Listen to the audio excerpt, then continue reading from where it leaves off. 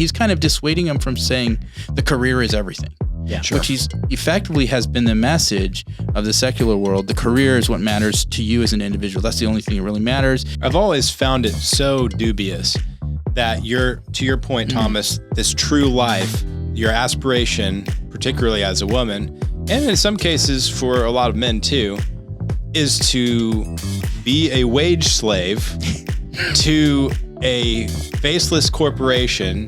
Butker says this is such a diabolical lie to women in particular, because the cost is so much higher for women to not fulfill that role. But yeah, I guess kind of the core of it is the message the world has been sending, especially to women, but to men too, is seek out accolades and rewards from the world.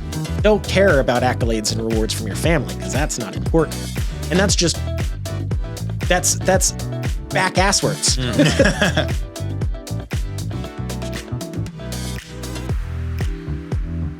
Hello, and welcome to the Pop Culture Contrarian podcast with Thomas, Sterling, and Andrew. Hello. Hey guys.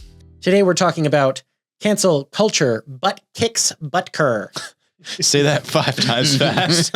Cancel culture, butt kicks. Nope, I can't do it. No, not gonna happen. All right, so if you haven't heard the big news as of the past few days, today is May 16th while we're recording this, Harrison Butker, the kicker for the Kansas City Chiefs, gave a big commencement speech at Benedictine College. He was speaking to Catholics. And the response has been just a little bit extreme, to say the least. Indeed. So the basic, I guess, response has been that he was just sexist and telling women to get back in the kitchen. And that line especially, Butker tells people to get back in the kitchen. It's something I've seen over and over again. And it's not even sort of what he said. We just listened to what he said. Can you all tell the audience? Yeah. So essentially, earlier in the speech, he talked about the role of the man and the father in the home. And the church. And yes, exactly. And how important that is for foundation and for stability and culture. And he is a Catholic speaking to Catholics. Yes. Yeah. So he's not excluding men, just to preface what he says about women. He's not excluding men from their highest calling, which he says is to be a husband and a father. He then goes on to say that, to the young women, you've achieved all these things and it's awesome that you're getting these degrees, etc. You're going to probably go on and have careers. You're thinking about all of the promotions and the things you're going to be doing in your careers. But the highest thing that you're going to do, and the thing he thinks they were the most excited about. Yeah. And what will probably make you the most happy is being a wife and a mother. Yeah. And then he goes on to explain how he, the professional football player who plays for the Kansas City Chiefs, is only able to do what he's doing because his high school and elementary school, it sounded like sweetheart, now his wife, has embraced her vocation, as he says, as a wife and a mother and a homemaker. Mm-hmm. That's right. And that's pretty much all he says. That's it. Is that it's good for women to be homemakers and wives and mothers. Yeah. And the response has been like, he said the N-word or something. Well, I mean, he didn't say anything about not having a career. No, he didn't. Or not having a job or not getting a degree or not doing anything. Right. He's very simply said this, just like to me, him saying about to himself, being a husband and a father is my highest calling. Mm-hmm. This is your highest calling. Yeah. And he says he wants to speak to the women briefly at the beginning of that section because he says, you've had the most diabolical lies told to you. Yeah. And he doesn't really expound on what those lies are, but I think we can make a stab at them. Thomas, you want to? I mean, let's put it in a basic one-word nutshell, and that would be feminism. Yeah. I think that this is why we're getting a visceral reaction to it, because the biblical worldview, which he's espousing, specifically talks about the role of men and women. Mm-hmm. And that's tied to also marriage. And God specifically made women to be mothers, to give birth. That's part of their role. And men to be fathers.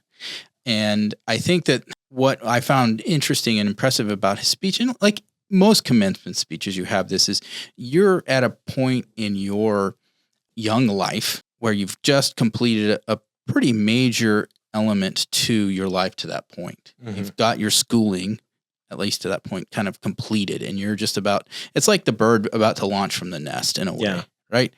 And there is excitement there, but there's also, as a young person, you tend to have more of a kind of the world is your oyster kind of mentality. Like, look at this big, awesome world out here, and I'm going to make my way into it and my place in it. And he definitely leans into that, but he leans into it in a way that's the bigger picture, not the individual, but the more, are you asking yourself the question, and this is, every Christian has this, what is God have you here for? And that's effectively what he's kind of doing with the graduates, bringing them around to that bigger picture of you're launching to this new life, to this next stage in your life. Yeah. What is your primary purpose within this going to be as you live it out? And he's kind of dissuading them from saying the career is everything. Yeah. Sure. Which he's effectively has been the message of the secular world. The career is what matters to you as an individual. That's the only thing that really matters. Relationships are secondary. Family is secondary, or even less. And I mean, the message is explicitly put babies on hold until you've achieved your career. Right, right. The selfishness of the secular worldview is it's all about you. And if these other things are just add-ons, that if you can fit in, great. If you can't, oh well. Yeah, and the part of that boggles my mind is the implication that having children for a man or a woman is something that gets in the way of your life instead of being one of the purposes of your life. Well, thank goodness your parents didn't feel that way. Yeah, no kidding. It's the reason it works, or the reason people see that, is children do get in the way. They get in the way in the sense that they don't allow you to just do whatever you want, anytime you want, whatever you feel. It places upon you a responsibility that you cannot ignore. Yes, and similarly, when I go outside, it gets in the way of me being in the air conditioning. Yeah. But I'm outside, and it's a different thing. It's this lie, like he says, that by engaging in this challenge, it's robbing you of your true life, and the actual that's actually false. I've always found it so dubious that to your point, Thomas, this true life, your aspiration, particularly as a woman, and in some cases for a lot of men too, is to be a wage slave to a faceless corporation working for people who don't care about you. Probably in another country. Yes. Who will replace you instantly the second you become ill or pass away. And, you're going to put in all this work and effort and dedication away from your family, the people who actually care about you. And who's going to be there at the end, at your deathbed? Yeah. Is your boss going to be there? I mean, we've got a great boss, but, for most people, I would say absolutely not. And that's probably another reason why Butker says this is such a diabolical lie to women in particular, because I think the cost is so much higher for women to not fulfill that role. Right, because women do have a time limit on that role, and they don't have a time limit on achieving a career. Right. That can be done when you're 60. Sure. You can't give birth when you're 60. Yeah. Well, maybe statistically somebody has, but anyhow. Generally. Yeah. Yeah. But I guess kind of the core of it is the message the world has been sending, especially to women, but to men too, is seek out accolades and rewards from the world. Don't care about accolades and rewards from your family, because that's not important. And that's back asswards. Yeah. Well, a family is a community that's being built. Yeah. And the most generic way of building a community is a family. And that's a good thing. I mean, I think, I think the Bible says that there's no friend closer than a brother. There's that weird dynamic. Now, it doesn't mean we have perfect families and there aren't falling outs within families. We know these sad stories, obviously. But in general, just be your family, because, we talk about we're blood or something like that. There's almost this connection that transcends almost whatever happens. It's just like, well, if someone's in trouble, your friend might be in trouble, but if your brother's in trouble, it's almost unquestionably you're going to unquestioningly try to be there for them to help them. Yeah. Your friend, you'd like to be there too, but it's still a little bit different dynamic. Sure. And so when the nuclear family, which is, what has been attacked, and that's the sad thing with this, all he's advocating for is that. He's not saying women shouldn't have careers. He doesn't say that at all. But what he's saying effectively is, you'll find your most joy and fulfillment in this life will be in those relationships that you are privileged to, and the people you're privileged to even bring into the world. Yeah. These are brand new people. Basically what he's saying is just the thing that up until not even 20 years ago was the expectation for the result of the American dream, which is the white picket fence with the 2.5 kids. That's all he's saying, is that that's a good thing and that's what you should strive for. And up until very recently, that was what everyone agreed you should strive for. Well, yeah. Yes and no. I mean, there's been an undercurrent that has been fighting against that for a long time. Yeah, but it wasn't in the ascendance until very recently. Yeah, now it's kind of strained. Now this is considered outside the mainstream, that's the crazy thing. The response to this, and maybe we should caveat this with social media is responding this way. The rest of the country probably was like, yeah, it's a Catholic college. He's giving in a commencement to Catholic students. And this is what Catholic? They believe. Yeah. Why are you having such a problem with it? So here's a tweet that kind of comes from the people who are reasonable on this.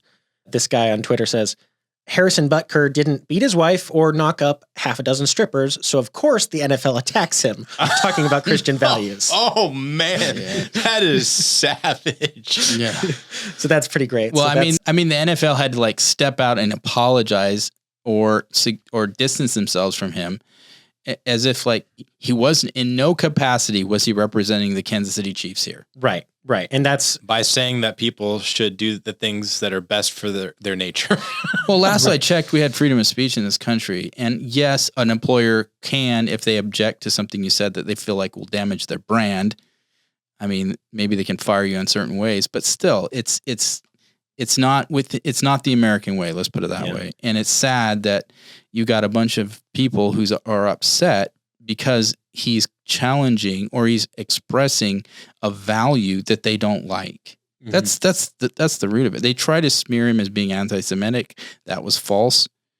Where did they even get that from? Well, what he was in his speech, he makes a comment because he's pointing to the very Catholic President Biden, and he says Biden, who's Catholic, but his values that he holds and has pushed as president in his party are the antithesis of what the Catholic Church believes when it comes to abortion and a number of other things he listed.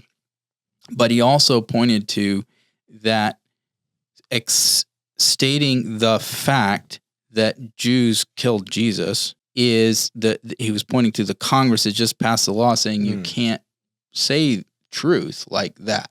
Yeah. And they spun that into saying, oh, he's advocating anti-Semitism or something like that, which in no way is what he's doing. What he's pointing to is a value system that's is crossways with what they believe as Catholics. Yeah. That's all he's doing. He's not promoting anti-Semitism, which is nonsense. So let's intentionally derail real quick and go after what you just said, because you mentioned the anti-Semitism bill. Yes. Yep. So just because we're never going to get a full podcast topic about this, I'd just like to talk about that for a second, because it's a bill that was introduced and passed largely by Republicans. And it's a bill that defines anti-Semitism in law and says you can't do these things, basically. It actually doesn't define anti-Semitism. That's the problem. There's a definition that's going around that's supposed to be from it. Yes. What it does is this is why I'm so opposed to this law. Mm-hmm. What it does is it doesn't define anti-Semitism. It connects the authority for defining anti-Semitism to an international group. An international group. I didn't even know that. Yeah. So an international group that is concerned with anti-Semitism. I can't remember the name of the group. They are the ones that are the quote authority to define what is anti-Semitism. That's fantastic. And examples of that were saying things like Jews killed Jesus. Mm-hmm. So we effectively, part of the problem, my big problem with the bill is it is it steps all over the First Amendment. Right. That's my problem too. The key. That's the big issue here is, we had an issue with students on school campuses, interfering with Jews' education and bullying them and saying horrible things like gas the Jews. And I just said that, and that's okay.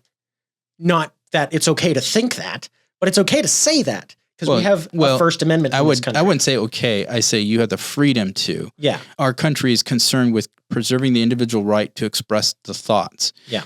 You're free to have hateful thoughts. Yeah, I wouldn't advise it, but you're free to. Right. You shouldn't be prosecuted because you express an opinion regarding a group or an individual or something that is hateful. You're allowed to have those opinions. So the bill itself is a threat. I don't know how it will survive the Supreme Court because the challenge is going to come quickly. Yeah, I'm hoping it just gets overturned very quickly. And secondarily, we've never had an outside government that dictates to the American people how they're to interpret a certain law or something. So basically it turns an international group into American or bureaucrats for the American government. That's effectively what it does. Yeah, that's a whole other can of worms I didn't even know about. Just the fact that you're not supposed to make laws about what people can say. That's enough to be against this law. It's surprising that this happened, but I mean, it was in response to something that should have been stopped. It was just the wrong solution. Well, yes. This is one of those examples of government stepping in to try to fix something that is a problem, but is outside of government's purview. Yeah. And the failure here with these campus riots and you're allowed to protest, but these protests aren't protests. These protests are occupations. That's a different thing. And this could have all been solved if you had campus administration at these schools wield the power they already have. Who actually wield the power and followed their own rules on their campus and enforced them, but they were too afraid to. That's why this occurred. You look at other campuses and other schools where there were protests, but when the protests tried to turn into something more like an occupation, they were immediately shut down. Yeah, and it's because the school said, no, we're being illegally occupied and called the police. And that's the police in New York have said, don't get mad at us. Columbia's not calling us in. Yeah. Yeah. This is on the schools more than it is on anything else. And I think that's where it needs to be. So as a political leader, what you should have been doing is calling, and some of them did, to their credit, but you can't fix these schools or even in a sense let these schools off the hook by passing some kind of a bill that makes anti-Semitism illegal. You can hate Jews in this country if you want. That's the First Amendment. That is legal. It's so wrong, but it's legal. Yeah, but it's legal. The neo-Nazis exist. The KKK exists. These are groups that specifically exist because they hate other people. And once upon a time, groups like the ACLU would actually fight for the KKK's right to express themselves. Well, that's a right all Americans have. Because they valued the free speech. They truly did, and they knew that if we curtail that, we're on a road to tyranny, and it's dangerous. Right. Here we are. So anyway, back to Butker. Yeah. Who has, what's his nickname again? Harrison Butker? Butt kicker, which is obvious. You probably earned that nickname by like age 5, I would guess. But it's a pretty good one, especially as a kicker for a football team. Oh yeah, it's like perfect. Yeah, I love it. Yeah. So he's gotten quite a bit of online flack for that. Well, he got a little of doxing, you said? Yeah, he was, and the city of Kansas City, Missouri, doxed him, sent out his home residence, somebody within, and which is, that's basically threat. It's encouraging people to look you up and, So they quickly, I guess afterwards brought to somebody's attention at the city. The mayor was specifically, and to his credit, was really upset about this and said that they apologized profusely and said they'd get to the bottom of it. And hopefully whoever they find who did this is fired because that's absolutely unacceptable behavior from a city official or somebody who works for the city. Yeah. So I think we titled this Cancel Culture Butt Kicks Butker. That is difficult to say. But we actually have a few other things we're going to talk about, and the anti-Semitism bill wasn't on the list. So the other thing is, Thomas, you brought this to our attention, so why don't you take the lead on the Disney's lies? Yeah, so I saw an article maybe last week.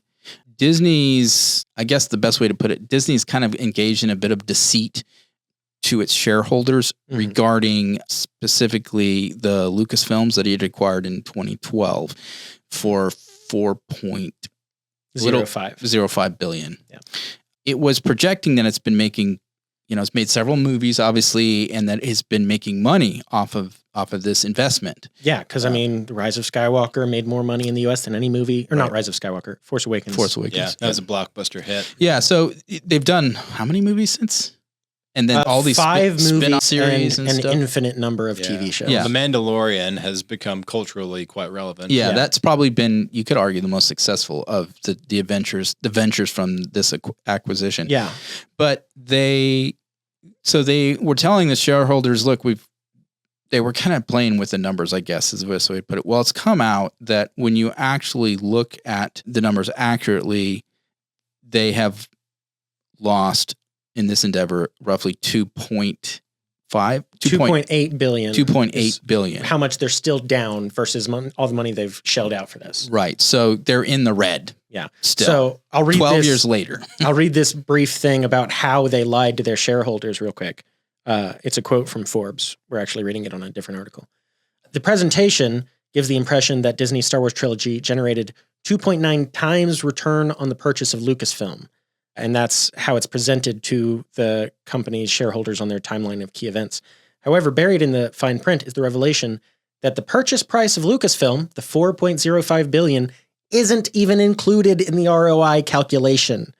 Instead, it's purely based on revenue, not even profit, revenue. So revenue is how much money you bring in. Profit is how much money you bring in after you account for your costs. Yeah. So they're just totally lying about this. And then they also completely leave out the marketing costs for each of these movies. So, and I want to say the stories when they came out with the totals, I think, this is just what I recall. It was something like they were saying they made like 12 billion off of Disney movies or something like that. Or the number was somewhere around the 12 billion. What was of the Star Wars movies? Yeah. And so when you dig into it, and like I said, calculate all this expenses, where you end up with is that makes it look like, wow, we're just rolling in it. But actually, no, we're down, 2.8 billion. Because they're not including acquisition costs and marketing costs. They're just lying about all their costs. Yeah. So I guess you could say that, as we've said many times, as we've told you, Disney has gone woke. Yeah. And now finally we're learning that, in fact, they are going broke. It's very unprofitable. Yeah. Somehow, all the people, complaining, like our Sterling here, about how Disney is basically dead to him, or not Disney, but Star Wars even. Well, Disney in general, Disney Star Wars specifically. I still love all the Star Wars stuff from before Disney bought it. Okay, pre-Disney Star Wars is alive with him. Yes. But post-Disney Star Wars is dead to him. The Force is strong with the pre-Disney. It's not present for the post-Disney. Yeah. So you're an orthodox. Yeah. A Star Wars orthodox. Yes. The storytelling has been not great, and people have been not wanting to spend money on it. They opened a big fancy Star Wars hotel that they closed down within a year. Oh, that was a disaster. Because there were hotel rooms with no windows. It was just not a great experience. Weren't they asking the price tag was crazy, thousands of dollars to experience just for a week or something. Yeah. Yes. Yeah. I wonder what the comparison, if we think about this whole go woke, go broke thing. There are a few big, media attention grabbing headlines over the last couple of years. Bud Light was one of them. Yeah. Target was another one of them. By the way, this year, Target is not doing hardly anything for Pride Month. Yeah, they've officially said we're really scaling back what we do for Pride this year because of what happened last year. Because it destroyed their profits. Yeah. And I don't know how much money they lost because of that, or how much money Bud Light lost. I'd be curious to compare those numbers and see how bad Disney's in the hole in comparison. Yeah, that would be interesting. We don't have all that, and we're not analysts. So. Yeah. But anyway, all that to say, there are so many examples of where you screw with this stuff. You're going to, basically, you're breaking things on purpose. Yeah. That is the tactic. And then you lose all like valuable customers and you destroy your brand and you destroy your profitability. Yeah. When you try to tell your audience, be it beer audience, movie audience, shopping audience, whatever, when you try to tell them what they should like instead of doing the things they like, it doesn't go well. Yep. Isn't that a shock? Yeah, I think these big company execs too, they're not necessarily the ones who have their finger on the pulse of culture. And so in one sense, I kind of get it. They're told by their advisors, okay, this is what we need to lean into, invest in this. This is where the money's moving, or where we got to follow this, or even, the kind of where the puck is. But if the people in charge had a creative vision, it wouldn't end up this badly. If they actually had a creative vision rather than chase whatever's convenient. Yeah, but I think that's the challenge when you get to such a huge company. When you're worried about shareholders, you're looking at the bottom line all the time. Yeah. And so what Disney is in this weird, I guess it's a massive company. I don't know what its annual revenue is, but it's a lot. Yeah, it's huge. And so you've got the shareholders who are, that they're investing in Disney because they see it as a moneymaker. Yeah. As long as they're seeing that happen, they're happy, and they're probably less concerned about, well, what is the product Disney's producing? As long as it's selling, hey. And as this article tells us, that's what they're seeing. That's what they're being told. Yeah. And that just screams to me a similarity that we're seeing in our government at the moment, where you've told me about this a few times, Thomas, and I've seen it myself, and you constantly see these retroactive headlines where they'll come out every quarter or something, and they'll say, this is what inflation is right now. It's every month, they say. Every month. It's 3.6 this month. It's 3.5 last month. And then 2 months later, they'll be like, oh yeah, remember back in March when we told you it was 3.1? It was actually 3.9. And they've been doing that again and again and again for the past couple of years. It usually tends to be more so with job numbers, but yeah. They'll revise it. It's not always that we revise down. They have revised up too. But yeah, there's this... And sometimes you wonder, are they playing games? Is it just for the headlines that they come out? I am convinced that's what it is. I'm not quite as cynical about it, but there's times when you do kind of wonder, especially when you get close to like an election. You're like, well, yeah, especially when the president's polling terribly and, we're being told inflation's not bad and the economy's booming. And then they come out with lying numbers. Well, you've been to the grocery store lately? To the Washington Post's credit, they actually called out Biden's recent lie about what inflation was. He claimed it was 9% when he entered office, which is as the Washington Post gave him a 4 Pinocchio lie, which is pretty 4 out of 4. 4 out of 4. There you go. All right. So it was 1.4% when he entered office. Well, a broken clock or a broken newsroom is right twice a day, I guess. Yeah. Well, at least they called that one out. So yeah, that was just my little tangent about Disney's lying, but just in general, Disney's so far off the rails. I just want to highlight one story I heard about recently. One of their upcoming shows is called Acolyte, and it's going to feature, I don't even really know. I'm the Star Wars guy, and I don't know because I don't care anymore. It's within the Star Wars universe. It's within the Star Wars universe, and it's about some Sith apprentice, basically. That's what an Acolyte is. They're not ever going to fully be a Sith, but they're, little trainees. And one of the creators of the show said they want to create a lightsaber fight in this show that surpasses the Duel of the Fates at the end of The Phantom Menace, which is the fight between Qui-Gon and Obi-Wan and Darth Maul. Good luck. That's like trying to, outright Beethoven. Right. Because not that The Phantom Menace itself is such an excellent movie, but even detractors, I think you're probably one of them, Thomas, agree that fight at the end was pretty awesome. Oh, yeah. That was very entertaining. It's the first time you ever see it's the first time you ever see a non-normal lightsaber when Darth Maul ignites his second blade, and you're like, whoa, yeah. And the musical score during that is it's one of John Williams' best pieces, and he's one of the greatest composers ever. Yeah. And the writing means that if you actually pay attention to the themes, that fight called the Duel of the Fates is a duel for the fate of Anakin Skywalker. So it has important meaning for the rest of the Star Wars universe. And there's no way you can do that in Acolyte because nothing can really change in a minor TV show. They can't really change the status quo. And 2, they just don't have the creative story. Yeah, and it's just marketing. Honestly, that's when I hear stuff like that kind of a braggadocious statement like that, like, oh, we're going to do something that outdoes something else that has become, I'm like, yeah, no. And I think they really believe they can just throw the money at it because, what was Force Awakens? That was the most expensive film ever. I hadn't ever heard that claim before, but it may be true. It was certainly incredibly expensive. Wasn't it like 500 something? Yeah. And that's still not counting marketing. So yeah. Yeah.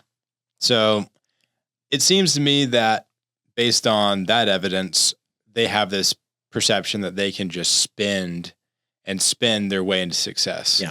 Which is a classic Democrat trope. Yeah. Or idea, Well, just anyone who's sold out and isn't really trying to create anything creative anymore. They're just like, just throw money at it. Yeah. It's about the story. That's what Star Wars is about. That's what made Star Wars a hit. It was the story.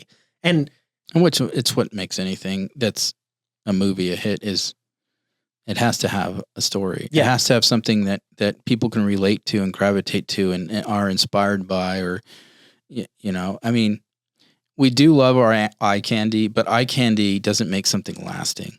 Right.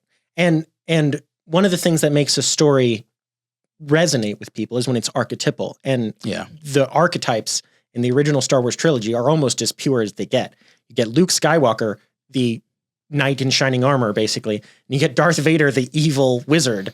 Mm-hmm. And then you have the Emperor, who's literally just evil. Like, that's his whole thing is, I want to kill the Jedi and rule the galaxy and be evil. And that sounds like a good time to me. And it's just the archetypes. And so you can project all sorts of things onto that, but it's still a true story because archetypes they resonate throughout history. And you can see them in story after story after story throughout time. And that's what the new Star Wars stuff doesn't have. It's not archetypal. They're always trying to break the archetypes. Yeah. So anyhow, I always can keep going on. Yeah. Yeah. Do you want to bring up the next? Yeah. So you know a little bit, I think, more about this, about Bambi Thug. Me? Well, you know the thing that they said, apparently. Oh, yeah. So Bambi Thug is... you explain it. Yeah, it's like a Eurovision thing, right? They're doing this dance competition. The only thing I know about this was a clip, and I'm going to play it now. Well, just say it for us, too. It's this clip where it's a man and a woman who are doing this interview, and she says, quote, "I'm a queer and a witch." And it's just, I don't know. Can you do that again? I'm a witch. We'll put that on the blooper reel. So this is the Bambi Thug, I guess, is the name of the entry from Ireland. And it's also the name of this person, I guess. Her name is Bambi Ray. But she thinks she's non-binary. And if you look at her, you can tell that's not non-binary. That's a woman. I can see it with my eyeballs. And they're telling me woman. Yeah. So there's not really much to say about this. I just wanted to read a couple lines from her Wikipedia page because, of course, it's Wikipedia. And so it uses all the correct pronouns. So it's just gibberish. So it actually doesn't mean anything at all. Yeah. So one thing is, instead of using she, as you would normally when you're writing, they say Robinson, the last name, all the time in this article. It must be 50 times. But there were a few lines. Initially training to become a ballet performer, they later attended blah, blah, blah school to study dance. They then moved to London to attend the Erdang University. However, Robinson broke their arm during their time in college. And it's just like gibberish. Is Robinson have a bunch of little dwarves that follow her around or something? Is with me, the name of myself, Bambi and I literally three individuals for this Who knows? person? I mean, they are known to mix numerous genres in their music. And it's just yeah. The English language does not work. You're twisting it and killing it. The closest in my opinion, the closest that makes any sense is if this person is possessed by Legion and has multiple spirits within. You might be onto claiming to something. be a After witch. watching that clip, I was like, is there a demon in this woman? Yeah. Well, maybe there's probably a lot of them if it's they. Yeah. But I've said it before, and I'm going to keep saying it until I see evidence to the contrary. Everyone who claims to be non-binary is a girl. No guys claim to be non-binary. I don't believe it ever happens. Yeah, I haven't seen Any evidence? Yeah. They just claim to be female, right? Right, exactly. The guys want to be girls. The girls just don't want to be girls. And unfortunately, you're stuck. You get dealt the hand you're dealt. So yeah, not really too much more in that. Just it's when you try to read something about a non-binary person, your brain is just doing leaps and hurdles and trying to like, what does that mean? Who's the extra person there? Guys, words mean things. Yes. Please, words mean things. It's all there is that keeps us from fighting and falling to pieces here is knowing what each other means. Yeah. Yep. Humans have language. Animals have sounds. Yeah. And I feel like they're trying to turn language into just sounds. Yeah. Yeah. All right. Well, we could end there, but I'm just going to throw one thing that I'm excited about. This new Huntsville paper came out from Huntsville, which is the rocket city. So a lot of science. Huntsville, Alabama. Huntsville, Alabama. Lots of science and space technology is based there. And this new paper was just released saying that it's possible that, like, we still don't have the tech to build it. But now the theory seems to indicate that we could build a warp drive, which would allow us to Star travel Trek, here we at come. near light speed through the Okay. galaxy, which All would be right. incredibly cool. So that first ship that they build is got to be called the Enterprise, right? It's got There's a name in the universe. I don't think the first one was called Enterprise. I think it was called something else. But Yes, if you want to go by but what I'm saying is everyone knows what Starship Enterprise is. And right. Yeah. It wouldn't surprise me if they ever did build an actual anytime- starship. anytime with warp in the drive. near future, Well, or one not of too distant future, then it would be called the Enterprise. I guess we haven't had a space shuttle named Enterprise yet, have we? We had Columbia and Challenger. No, we did. We did have an Enterprise. Okay. But so there you go. the Enterprise wasn't it. I don't think it ever flew into space. Oh, okay. I think it was the original. What do they call it? Prototype. Oh, okay. All right. All right.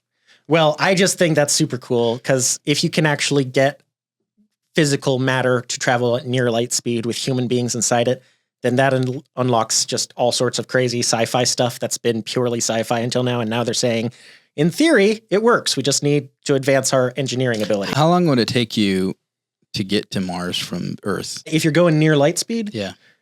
I mean, I think even with a warp drive, there's probably going to be a long acceleration period. But I think the speed of light, like the sunlight gets to Earth in 9 minutes, right? Yeah. So Mars is not that much further. So it'll be, just 10 minutes or so. 15-minute ride or something. Right, yeah. Can you imagine? That would be Amazing. incredible. Yeah, you could commute to Mars. Yeah, yeah. Going to work, honey. But how are you going to do it all with green renewable energy? That's the challenge. dang. We Oh, need well. a lot of windmills Mhm. Yeah. to charge Yeah. those batteries. The Earth is a windmill. All right. Well, so what have we talked about today, guys? Well, we were talking about the butt kicker. The butt kicker, Harrison Butker, and his really pretty great commencement speech. Yeah. We talked about Disney Mm-hmm. and how they're lying to their own investors. Yeah, they're not making the money from the acquisition of Lucasfilms that they initially claimed they were making. Yeah, we talked about Star Wars. We didn't talk about the fact that Indiana Jones proved it does not have legs any my longer. Goodness. That Was a complete bomb. they should have just never bothered to make 4 and 5 because they're Yeah. just disaster. But 4 was not Disney, but 5 was, and it was a disaster. I think Harrison Ford is so disappointed. Yeah, because he loved Indiana Jones. Yeah. I think he wanted it to be like James Bond or something. He just honestly part of it. Now we're going on the indie kick, but part of it was he was just too old by the time they decided to do 4 and 5. Honestly, So we talked about that and Disney losing money on Lucasfilm. And then Bambi Thug, very briefly, just, they means an unidentified person or more than one person. And that's all it means. It doesn't mean someone we know the name of. That person is a he or a she, always. Agreed. And then, of course, warp drives, just for fun. All right. I think that's pretty good, guys. This has been the Pop Culture Contrarian podcast with Thomas, Sterling, and Andrew. We're brought to you by The Patriot Post, which is the oldest conservative news digest on the web. It's right and it's free. Be sure to like, subscribe, and tell your friends about us. Bye. bye. See ya.